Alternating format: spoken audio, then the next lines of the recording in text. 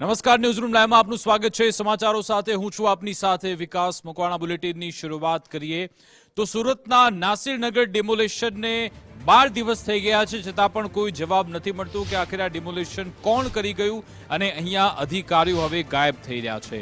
સુરત નાસિરનગર કથિત નકલી ડિમોલેશન બાબતે હવે પાલિકાની મુખ્ય કચેરીએ ધરણા થઈ રહ્યા છે। અસરગ્રસ્તોને સાથે રાખી વિરોધ અને દેખાવ કરવામાં આવ્યા। 12 દિવસ થઈ ગયા છતાં તંત્રએ મૌન સેવ્યું છે। ડિમોલેશન કોણે કર્યું તે હજુ સુધી નક્કી થઈ શક્યું જ નથી। અસરગ્રસ્તોને ન્યાય અપાવવા કોંગ્રેસ હવે મેદાને। મોટી સંખ્યામાં પાલિકાની મુખ્ય કચેરી દેખાવ। અહીંયા સેન્ટ્રલ ઝોન કચેરીના કાર્યપાલક ઇજનેર જયાંગ રામજીવાળા પણ ગેરહાજર છે। વિવાદ બાદ કાર્યપાલક ઇજનેર સતત મીડિયાથી દૂર ભાગી રહ્યા છે। નાસિરનગરના કથિત નકલી ડિમોલિશન મામલે અસરગ્રસ્તો હજી પણ ન્યાય માટે વલખા મારી રહ્યા છે। ત્યારે આ કથિત ડિમોલિશનની અંદર કાર્યપાલક એન્જિનિયર જે જયાંગ રામજીવાલા છે તેને અવારનવાર ગુજરાત ફર્સ્ટની ટીમ દ્વારા સંપર્ક સાધવાનો પ્રયત્ન કર્યો। આજે ડિમોલિશનનો વીતવાને આજે 12મો દિવસ છે અને આજે 12મા દિવસે પણ જે જયાંગ રામજીવાલાનો સંપર્ક થઈ શક્યો નથી। જો અસરગ્રસ્તોને ન્યાય નથી મળી રહ્યો ત્યારે તેવા સંજોગોમાં જો સામાન્ય જનતા મુલાકાત માટે આવે તો જાય તો ક્યાં જાય? જયાંગ આર જીવન રામજીવાલાની આ ઓફિસ છે અને જોઈ શકાય છે કે મુલાકાતીઓ માટેનો જે સમય છે તે સાંજના 4 થી 6નો છે, પરંતુ હજી સુધી અધિકારી પોતાની જે ઓફિસ એટલે કે કચેરી ખાતે હાજર નથી થયા। એટલે સામાન્ય વ્યક્તિએ જો કંઈ કામકાજ માટે આવવું પડે તો મળવું તો કોને મળવું તે સવાલ ઉપસ્થિત થઈ રહ્યા છે।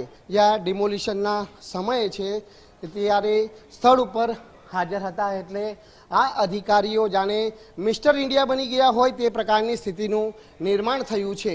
સતત ટેલિફોનિક સંપર્ક કરવાનો ગુજરાત ફર્સ્ટ દ્વારા પ્રયાસ કરવામાં આવ્યો, પરંતુ અધિકારી રિંગ વાગે છે અને ત્યારબાદ મોબાઈલ બંધ કરી દેશે। એટલે ક્યાંક આ સમગ્ર પ્રકરણની અંદર આવા અધિકારીઓના હાથ કાળા હોઈ શકે તેવી શક્યતાઓને અહીં નકારી શકાય તેમ નથી કે ગરીબ પ્રજા આજે પાલિકાની મુખ્ય કચેરી બહાર ન્યાય માટે વલખા મારી રહી છે। જોવાનું એ રહેશે કે સરકાર હવે આ ગરીબ અને શ્રમજીવી પ્રજાને ન્યાય અપાવે છે કે કેમ। કેમેરામેન વિરલ વ્યાસ સાથે રાકેશ બ્રહ્મભટ્ટ, ગુજરાત ફર્સ્ટ, સુરત। સુરતના નાસિરનગરના કથિત ડિમોલિશન બાબતે હવે ડેપ્યુટી મેયર સુધાકર ચૌધરીએ નિવેદન આપ્યું। તપાસ બાદ યોગ્ય કાર્યવાહી કરાશે। પાલિકા કમિશનરે તપાસના આદેશ આપ્યા છે। જે થયું તેની યોગ્ય તપાસ થશે। કસૂરવાર સામે કડક પગલાં ભરાશે તેવું ડેપ્યુટી મેયરે કહ્યું હતું। જે ડિમોલેશન થયું છે એ વસ્તુ અમારા પણ ધ્યાનમાં આવી છે। જ્યારે નવા પદાધિકારી ચૂંટાયા તેના પછી એની જાણ થઈ અને કમિશનરશ્રી સાથે ચર્ચા કરીને એનું તપાસ કરવામાં આવશે। જે પણ વિડીયોના માધ્યમથી કે ફોટોના માધ્યમથી જે પણ સામે આવશે ગુનેગારોને એને સજા મળશે। બધી જ વાત સાથે હું સહમત છું। કમિશનર સાથે અમારી બધાની ચર્ચા પણ થઈ છે।